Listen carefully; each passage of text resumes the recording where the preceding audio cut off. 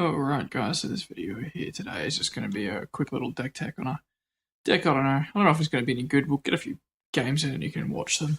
But this is just going to be a quick deck tech on Vader FN. So obviously both Elite 13 and 17 is perfect 30. And I just wanted to give them a try.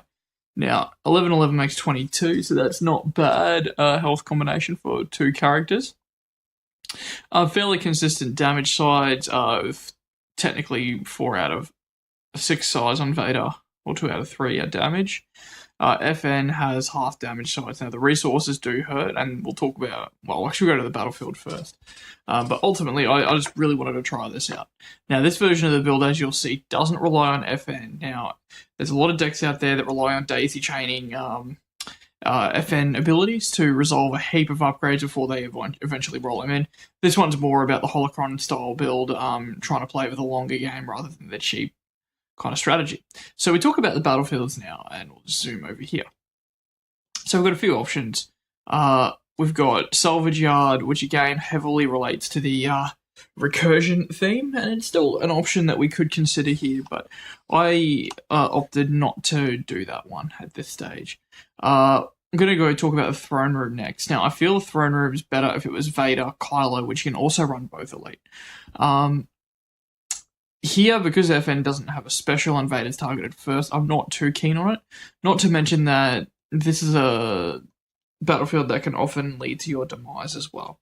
So, we decided against that one for now. That leaves us with Rebel War Room.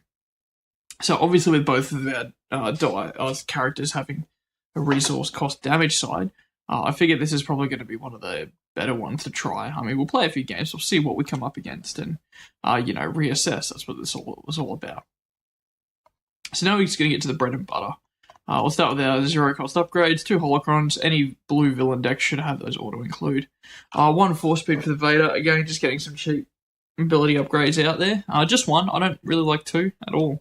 Now, this is cool. We've got Force Illusion, which can actually go onto FN, which is pretty cool. Trader.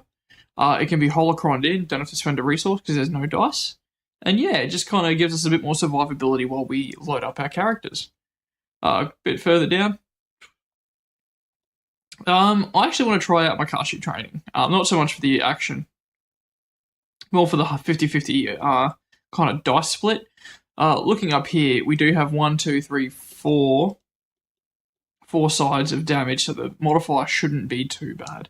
But again, it is an ability upgrade, something we can holocron in. So it can be said of force training. Now we come to Vibro Knife. It's an auto-include. Unblockable damage is amazing. 3 damage sides, also amazing. And Ambush, what more do you want? Not to mention we can abuse it with FN's ability, which is also really cool. Alright, now we come to this side of things. Now this build will still be daisy chaining a lot of upgrades. The idea is we holocron in some sort of upgrade and then next turn override it, or at the end of our turn override it. Both of these have redeploy.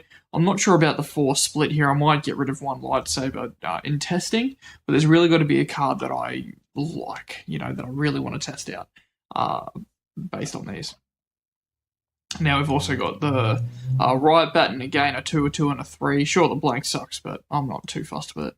We do have Force Throw as well. Again, just the holocron upgrade, and the special is just backbreaking.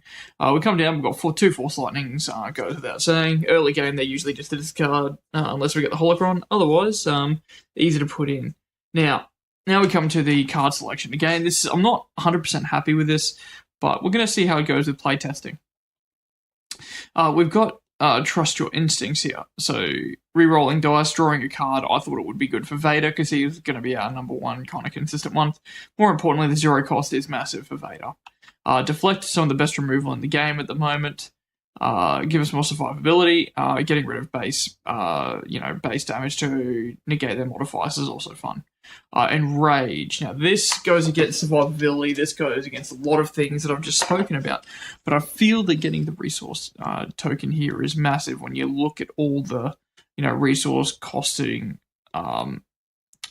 damage sides that we have here.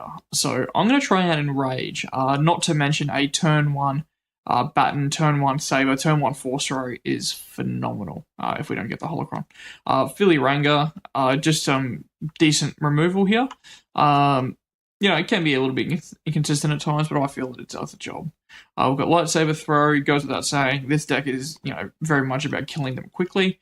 And finally, Force Strike to help push through some damage as well, where we might not want to play upgrades.